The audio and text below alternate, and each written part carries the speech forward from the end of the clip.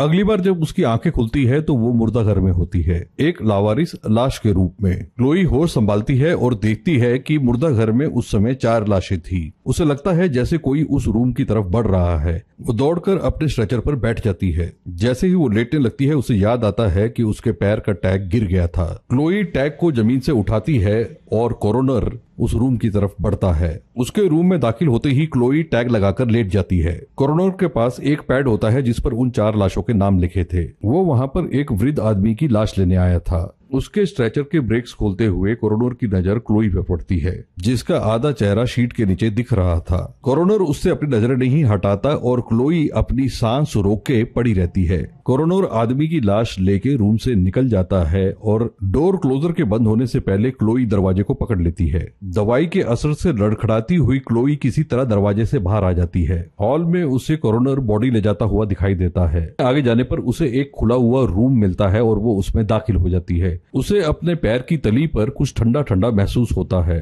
सामने examination table के ऊपर लाइट होती है जिसे वो ऑन कर देती है। एग्जामिनेशन टेबल पर उसी एक्सीडेंट वाली लड़की की लाश पड़ी होती है। एक्सीडेंट में उस लड़की का शरीर बुरी तरह से कट फट गया था। पास के टेबल पर पेपर नैपकिन रखे होते हैं जिससे क्लोई अपना पैर साफ करती है। पेपर नैपकिन के साथ हरे पैजामास भी रखे होते हैं। निर्वस्त्र क्लोई फटाफट उन्हें पहन लेती है। आगे बढ़ने पर उसे एविडेंस रूम में बॉक्सेस नजर आते हैं और कोरोनर भी। कोरोनर के बाहर आने से पहले वो एविडेंस रूम में भाग जाती है और वहां जाकर लाइट का स्विच ऑफ करती है, जिसकी आवाज कोरोनर सुन लेता है। कोरोनर एग्जामिनेशन रूम में दाखिल होने ही वाला होता है जब उसे बजर सुनाई देता है। उसके जाते ही क्लोई कैबिनेट के पीछे से बाहर आ जाती है। बजर मुर्दा घर के सिक्योरिटी सिस्टम का था।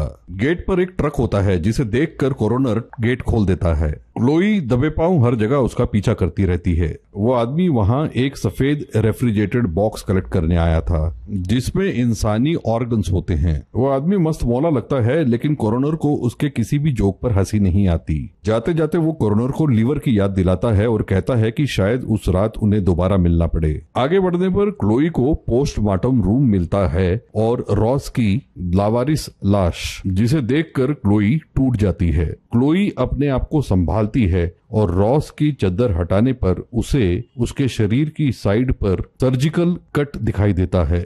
जैसे ही क्लोई वहां से निकलने लगती है, रॉस उसका हाथ पकड़ लेता है।